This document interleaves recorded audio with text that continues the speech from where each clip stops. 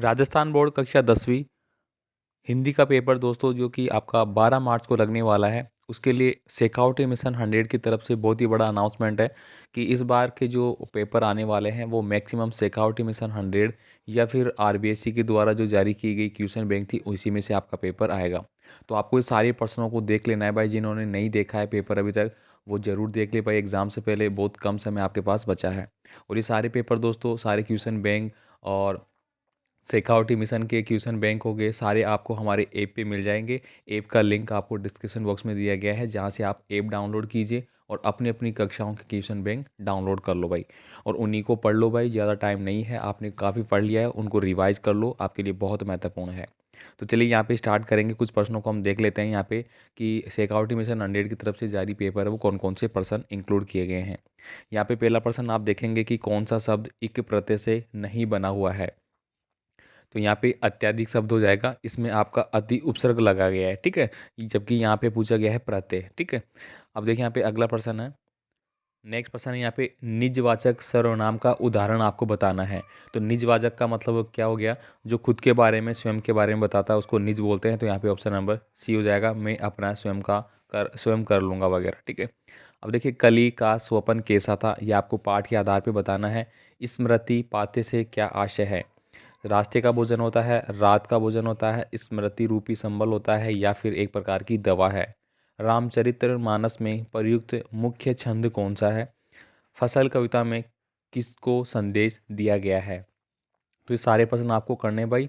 आंसू लहर झरना किसकी रचना है। बच्चे का स्पर्श पाकर पाषाण भी क्या बन जाता है। इसके बाद देखिए यहाँ पे अगला प्रश्न आपका आता है, बाल गोविंद कौन सा वाद्य यंत्र बजाते थे। एक कहानी ये भी आत्मकथा किसकी है। हिंदुस्तान का स्विट्जरलैंड कौन सा है।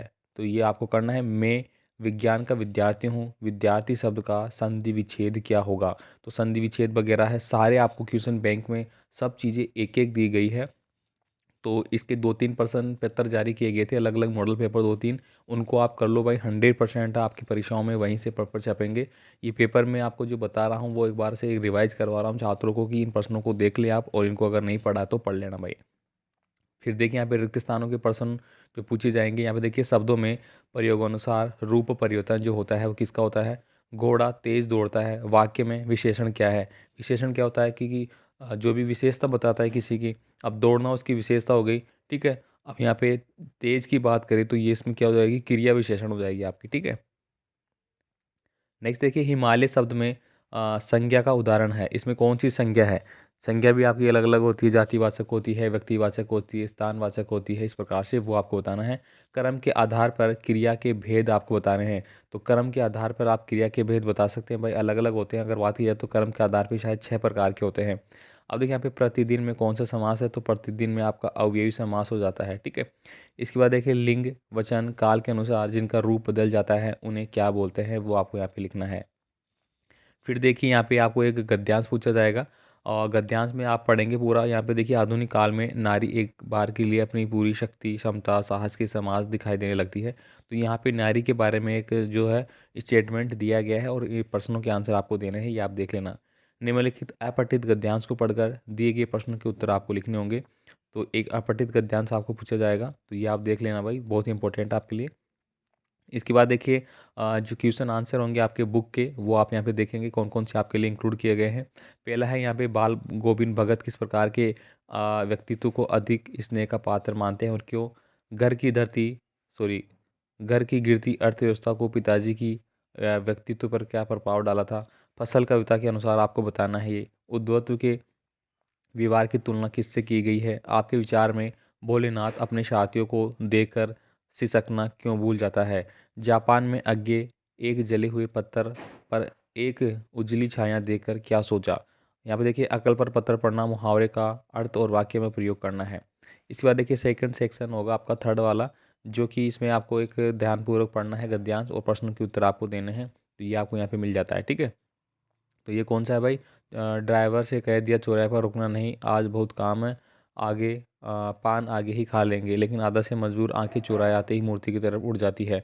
मतलब आपने जो पढ़ा होगा मूर्ति वाला जो हालदार साहब था, ठीक है, नेताजी चश्मे वाला, वो पार्ट से यहाँ पे लिया गया है, ठीक है। इसके बाद देखिए यहाँ पे अगला है अथवा में दूसरा दिया गया है, दोनों में से आप कोई सा भी कर सकते हैं। तो पैसेज में कोई दिक्कत नहीं है आप लोगों को, आराम से आप पैसेज वगैरह गद्यांश वगैरह कर लोगे, ठीक है।